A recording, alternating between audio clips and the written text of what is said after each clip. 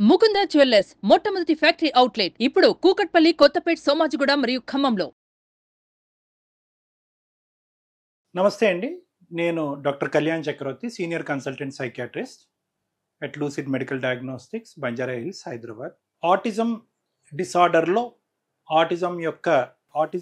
Autistic spectrum డిసార్డర్స్లో ఈ మధ్యకాలంలో ఏమైనా మార్పులు వచ్చినాయా అంటే, ట్రీట్మెంట్ పరమైనటువంటి మార్పుల గురించి నేను చెప్పట్లేదు. ట్రీట్మెంట్ పరమైనటువంటి మార్పులు, అద్భుతమైనటువంటి మార్పులు చేర్పులు వచ్చినాయి. కానీ అసలు ఆటిజం అనేటటువంటి యొక్క డిజీజ్ అనే వ్యాధిలోనే మార్పులు వచ్చినాయి.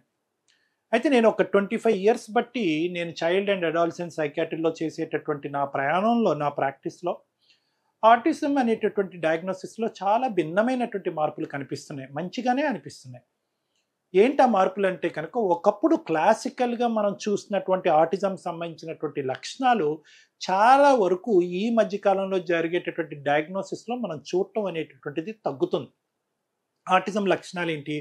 మాట్లాడకపోవటం, కళ్ళల్లోకి చూడకపోవటం, పిలిచినా పలకపోవటం, వాళ్ళ లోకంలో ఉండటం, ఏదో ఒక బొమ్మ పట్టుకుని అలాగే ఉండటము, విచిత్రంగా ప్రవర్తించటము, తర్వాత అమ్మ నాన్న అనేటటువంటిది సంబోధించకపోవటము, చాలా వరకు మాటలు రానట్టుగా ఉంటాం. కానీ ఇది మాటలు రాకపోవటం కాదు, పిలిచినా పలకపోవటం, నలుగురి మధ్యన ఉండకపోవటం, పిల్లలతో కలవకపోవటం, కొన్ని విచిత్రమైనటువంటి సెన్సరీ మోటార్ బిహేవియర్స్ అనేటటువంటి చేయటం. అంటే అరిపాదం మీద నడవటం, ఉన్న చోటే గుండ్రంగా తిరగటం, వస్తువులన్నీ కూడా ఒక పద్ధతిలో పేర్చడం, లేదంటే పై నుంచి కింద వరకు పేర్చడం, ఊరుకునే అటు ఇటు హైపర్ యాక్టివ్గా పరిగెట్టడం, పక్కన ఎవరున్నారు, మనం ఏ ప్రదేశంలో ఉన్నామని పట్టించుకోకపోవటం, వాళ్ళ లోకంలోనే వాళ్ళు ఉండటం, వయసుకు తగ్గట్టుగా టాయిలెట్ ట్రైనింగ్ అనేది రాకపోవటం, కొన్ని పదార్థాలు ఇష్టపడటం, కొన్ని పదార్థాలు ఇష్టపడకపోవటం, ఎక్కువగా నవలకపోవటము, పగలు ఎక్కువ పడుకోవటానికి ట్రై చేయటం, రాత్రి ఎక్కువ పడుకోకుండా ఉండటము, చేతులు ఎక్కువగా ఇలా ఊపటం, ఫ్లాపింగ్, ఒకే వస్తువుని ఎక్కువ పట్టుకుని తిరగటము, వాళ్ళకి నచ్చినటువంటి అంశం చుట్టూనే ఎక్కువ ఉండటం. ఇవి దగ్గర చాలా సింటమ్స్ నేను చెప్పాను ఆటిజం సంబంధించింది. యూజువల్గా 1.5 to 2.5 ఇయర్స్ మధ్యలో తల్లిదండ్రులు దీన్ని గమనించి, అరే ఇదేదో ఉంది, ఎక్కడో విన్నాము, ఆ డాక్టర్ గారు చెప్పారు, ఈ పేపర్లో చదివాము అనేటటువంటి విధంగా పీడియాట్రిక్ సైకియాట్రిస్ట్ దగ్గర తీసుకెళ్ళటం అనేది జరుగుతూ ఉంటుంది. నా దగ్గరికి అలా కొన్ని వేల కొద్ది పేషెంట్స్ని నేను ఈ 25 ఇయర్స్లో చూశాను. ఇప్పుడు జరిగేటటువంటి క్రమం ఏంటంటే, ఇవేవైతే నేను చాలా పెద్ద లిస్ట్ ఆఫ్ సిమ్టమ్స్ చెప్పానో, దగ్గర ఒక 10, 15, 20 లిస్ట్ చెప్పానో, అన్నీ కనిపించట్లేదు. ఒక విధంగా ఇదంతా మనకు అదృష్టమే అని మనం చెప్పుకోవచ్చు. ఎందుకు కనిపించట్లేదు అంటే, నెంబర్ 1, తల్లిదండ్రుల్లో ఒక అవగాహన పెరగటం వల్ల చాలా తొందరగానే ఇది పసిగట్టి డాక్టర్స్ దగ్గర తీసుకురావటం అనేది జరగటం వల్ల మిగతా సిమ్టమ్స్ డెవలప్ అవ్వకముందేనే ముందస్తునే మనం జాగ్రత్త పడుతున్నామా, ముందస్తునే దాన్ని డయాగ్నోసిస్ చేస్తున్నామా, లేదంటే ముందస్తునే దానికి సంబంధించినటువంటి ట్రీట్మెంట్ చేస్తున్నాం అనేది ఒకటి. ఇది నెంబర్ 1. నెంబర్ 2 ఏంటంటే, ఏం జరుగుతుందో తెలియనటువంటి ఒక పరిస్థితిలో సిమ్టమ్స్ యొక్క సివియారిటీ కూడా ఈ మధ్యకాలంలో తీసుకొచ్చేటటువంటి 1.5 2 ఇయర్స్ పిల్లల్లో సిమ్టమ్స్ యొక్క సివియారిటీ కూడా అనూహ్యంగా తగ్గిపోతుంది. అంటే ఈ హ్యాండ్ ఫ్లాపింగ్, టో వాకింగ్, మా పిల్లవాడు అలా ఎప్పుడు చేయట్లేదండి, మేము ఆటిజం సంబంధించినటువంటి లక్షణాల్లో ఇక్కడ చదువుతున్నాం కానీ మా పిల్లవాడు అలా ఏం చేయట్లేదండి అనేటటువంటిది కూడా కనిపిస్తుంది. ఇది ఒక విధంగా అదృష్టంగానే మనం భావించాలి. ఎక్కువ శాతం ఈ మధ్యకాలంలో వచ్చేటటువంటి ఆటిస్టిక్ స్పెక్ట్రమ్ డిసార్డర్లో ప్రధానంగా కనిపించేటటువంటి సిమ్టమ్స్ ఏంటంటే, ఇలా విచిత్రంగా కాళ్ళు చేతులతో వ్యవహరించకుండా, విచిత్రమైనటువంటి పదే అనుసరించేటటువంటి పద్ధతులను కాకుండా, కేవలం మాట్లాడటం అనేటటువంటిది డిలే అవటం, పిలిచినా పలకకపోవటం, వాళ్ళ లోకంలో వాళ్ళు ఉండటం, కళ్ళల్లో కళ్ళు పెట్టి చూడకపోవటం, కమాండ్ ఫాలో అవ్వకపోవటం, ఇవే ఎక్కువ కనిపిస్తున్నాయి.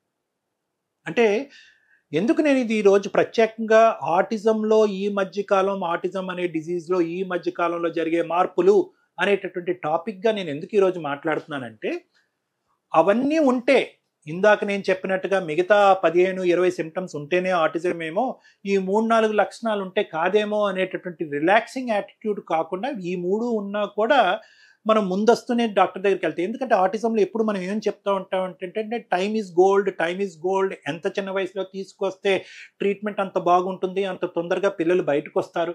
ఒక 2.5 3 ఇయర్స్ తర్వాత ట్రీట్మెంట్ మొదలు పెట్టేదానికి 2 ఇయర్స్ లోపల ట్రీట్మెంట్, లేదంటే 2.5 ఇయర్స్ లోపల ట్రీట్మెంట్ మొదలు పెట్టేదానికి చాలా డిఫరెన్స్ ఉంటుందండి. ఆ 6 months to 1 year చాలా ట్రాన్స్ఫర్మేషన్ తీసుకొస్తూ ఉంటుంది. ఫర్ ఎగ్జాంపుల్, అమెరికన్ సిస్టంలో ఈరోజు చాలామంది అమెరికాలో ఉండేటటువంటి మన పిల్లల్ని ఆటిజం పిల్లల్ని ఇండియా తీసుకొచ్చి ట్రైనింగ్ చేపిస్తున్నారు. ఎందుకంటే అక్కడ సిస్టము చాలా అద్భుతంగా ఉన్నా కూడా వెయిటింగ్ అనేది ఎక్కువ ఉంటుంది. ఒక థెరపీ మొదలు పెట్టాలన్నా, కావాల్సినటువంటి ఇంటెన్సిటీతో మొదలు పెట్టాలన్నా వెయిటింగ్ ఉంటుంది. అప్పుడు మనకు ప్రాబ్లం ఏంటంటే, ఈ గోల్డెన్ పీరియడ్ మనం క్రాస్ అయిపోతున్నాం. కాబట్టి ఏం చేస్తున్నారంటే ఇండియా వచ్చేసి ఇండియాలో థెరపీస్ మనకు కావాల్సినటువంటి విధంగా మన డాక్టర్తో మనకు కావాల్సినటువంటి ఫ్రీక్వెన్సీలో చేపట్టడం అనేది జరుగుతుంది. ఏ థెరపీ సెంటర్ని ఎంచుకుంటారు, ఏ సైకాట్రిస్ట్ని ఎంచుకుంటారు అనేది ఆచితూచి అడుగు వేయవలసినటువంటి అంశమైనా కూడా అది జరుగుతుంది.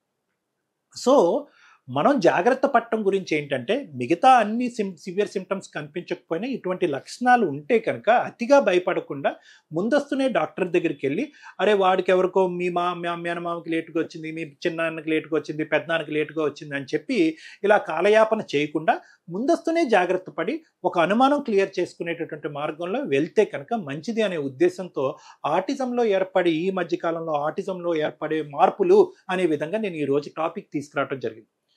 నేను ఎప్పుడు కూడా అదే అంటాను, ఏ వయసులో అంటే 6 నెలల నుంచి సంవత్సరం అనేటటువంటిది ఒక చిన్న గ్యాప్గా అనిపించినా ఆ గ్యాప్లో ప్రతి రోజులో మనం కొత్త విధానం కొత్త పద్ధతులు బట్టి ఏర్పడేటటువంటి మార్పులు బట్టి థెరపీస్ అంటే ఆ న్యూరో మాడ్యులేషన్ అంటే బ్రెయిన్కి సంబంధించినటువంటి ఆ రిసెప్టర్స్ కానీ ఆ నర్వ్స్ కానీ ఏవైతే కనుక ఒక ప్రవర్తనని కానీ ఒక మాట తీరు కానీ ఒక బిహేవియర్ని కానీ డిసైడ్ చేస్తాయో అవి చాలా మౌల్డబుల్ అండ్ ఫ్లెక్సిబుల్గా ఉంటాయి అన్నమాట చిన్న వయసులో.